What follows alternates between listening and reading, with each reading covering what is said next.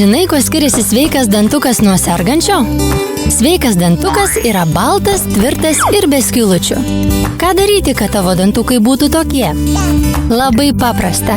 Reikia juos teisingai valyti. Valydami apsaugome dantukus nuo apnašų ir bakterijų. Patikėk, būtų labai nesmagu, jei jos apsigyventų tavo burnoje. Taigi ginkluokis dantų šepetėliu ir kovok su jomis kasdien.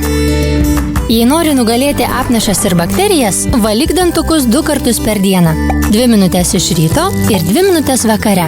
Arba maždaug tiek, kiek trunka tavo mėgstamiausia dainelė. Išduosiu paslaptį. Bakterijos labai nemėgsta dantų pastos. Todėl išsirink mėgstamiausią skonį – mėtų, braškių ar kramtomosios gumos. Ir pirmin. Ei, tik atsargiai. Pastos geriau nenuryti, nes tavo pilvukui tai labai nepatiks. Užtepk ant šepetėlio nedidelį žirnelį pastos, išsivalyk dantukus, o tada išskalauk burną ir spjauk. Na va, dabar gali ramiai eiti miegoti.